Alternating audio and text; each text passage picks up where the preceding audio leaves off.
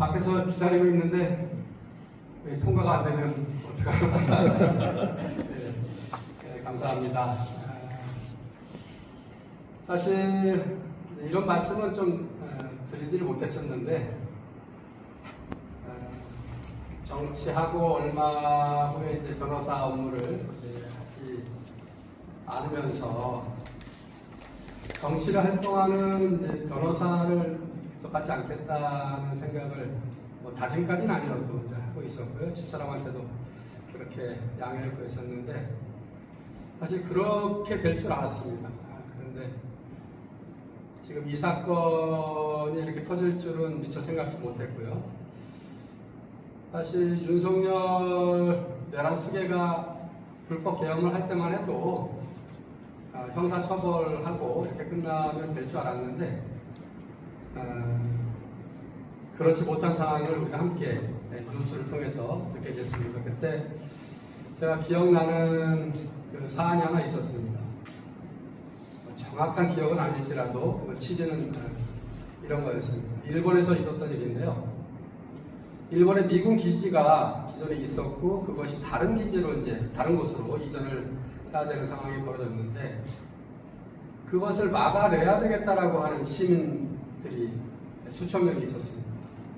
그분들이 결국 이전하고자 하는 그곳의 땅을 공동으로 이제 사서 가지고 있었는데 맨 처음에는 그거를 소유권을 취득하고 소송을 제기하기 위한 거였어요. 행정소송을.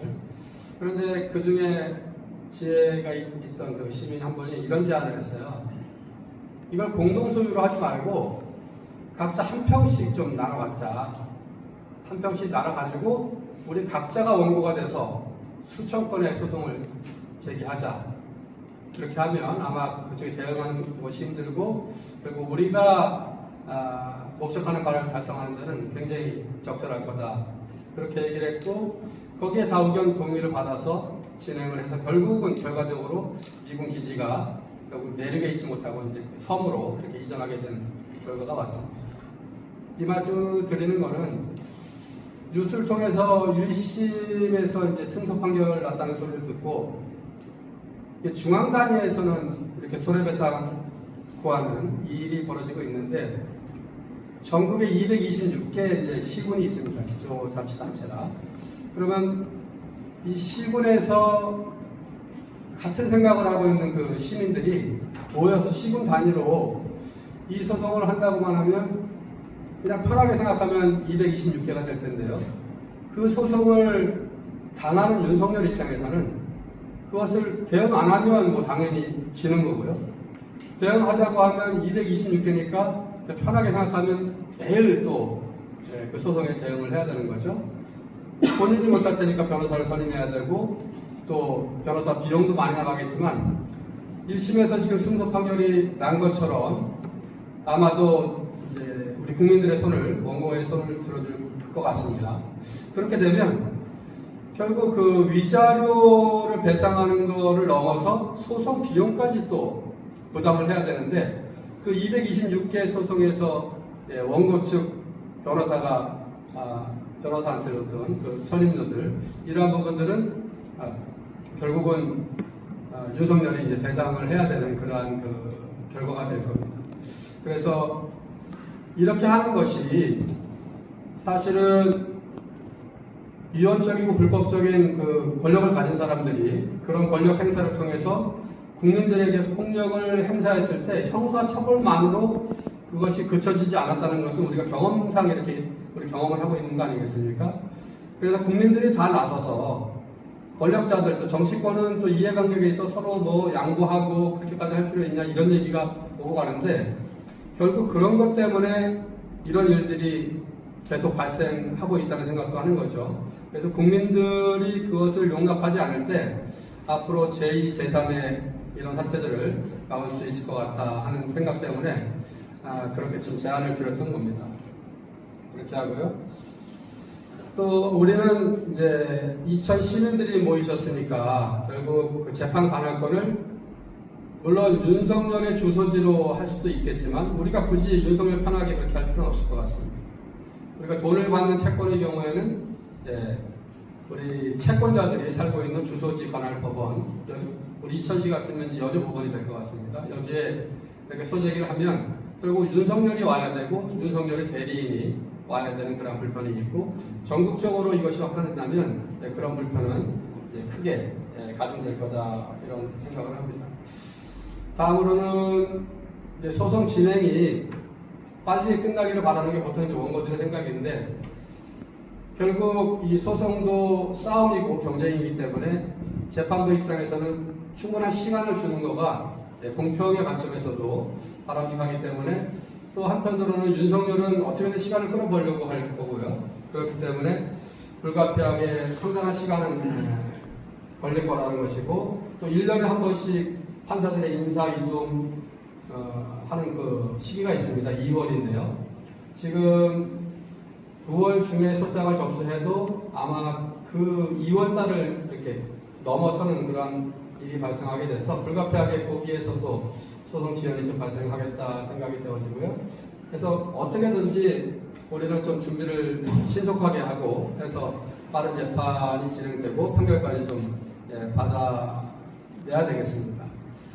1심 판결이 나오더라도 결국은 헌법에서 보장하고 있는 이제 3번의 재판을 받을 수 있는 권리 때문에 윤석열 측이 뭐 항소 포기하고 받아들이면 바로 집행을 하면 되는데, 지금 항소한 것처럼 아마도 이제 항소를 할 것 같고요. 또 뭐 대법원에도 상고를 하게 될 것 같습니다. 그렇게 되면 최소한 소송만 해도 3번의 이제 변호사 선임 절차가 필요하고요. 또 그거가 끝나면 승소 판결문을 가지고 윤석열의 그 재산에 대해서 이제 강제 집행을 해야 되겠는데, 그러기 위해서는 순순하게 뭐 윤석열이 자기 재산을 다 밝혀주면 좋은데 그렇지 않을 거란 말이죠. 그래서 이제 법에는 절차가 마련되어 있습니다.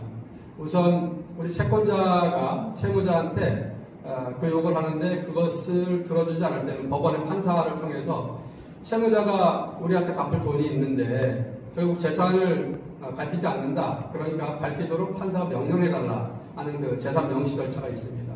그리고 그 다음으로 이어지는 거가, 대한민국에서는 아주 상습적이고 악질적인 그 채무 불이행자들, 그거를 기록해두는 그 채무 불이행자 명부가 있는데 거기에 윤석열의 이름을 올려 기재해달라 이렇게 요청을 하고요. 그리고 나서 또 좀 더 자세하게 국가기관, 금융기관을 통해서 윤석열 이름으로 되어 있는 재산을 다 밝혀달라고 하는 그 신청, 재산조회 신청까지 할 수 있겠습니다. 그렇게 해서 밝혀진 재산에 대해서 결국 강제 경매 절차를 이렇게 착수해서 그것이 경매 절차를 통해서 이제 회수되는 그 채권 회수 절차가 최종적으로 이루어지게 될 것 같습니다. 그 절차까지는 또 소송 위임장만 해도 최소한 이제 4건 정도는 이렇게 들어갈 것 같고요. 그래서 잘 알고 계시는 것처럼 서울의 그 김경호 변호사가 지금 대표적으로 그 일을 맡아서 진행하고 있는데, 원고로부터 한 3만 원을 받아서 그 중에 10,000원 정도가 이제 변호사 선임료로 이렇게 소개를 하고 있더라고요. 그렇게 되면 전국적으로 하는 거라 지난번 경우를 보니까 10,000명이 좀 넘는 것 같아요. 10,000명이 넘으면 기본적으로 끝날 때까지 한 1억 원 정도의 그 선임료를 가지고 진행을 하는 것으로 이렇게 여겨지고요. 우리는 또 그렇게 할 수가 없는 것이, 일단 원고가 그렇게 많이 되질 않고요. 또 3만 원이 아니라 10,000원을 책정한 것은 좀 보다 많은 사람들이 참여할 수 있도록 그렇게 하기 위한 거였고, 그거 가지고는 변호사 선임료라든지 뭐 송달료, 인지대, 재판에 들어가는 뭐 여타 비용들이 꽤 있는데 그것을 감당할 수 없으니까 결국 이 자리에 계신 이제 그 발기인 분들이나 10만 원 이상 내신 후원자분들, 이분들의 도움이 없이는 그것이 이제 가능하지 않다, 그런 말씀을 드리고, 그런 분들 때문에 우리 이천에서 이러한 역사적인 시민운동이 일어날 수 있었다 생각을 하면서 감사 말씀을 드리겠습니다.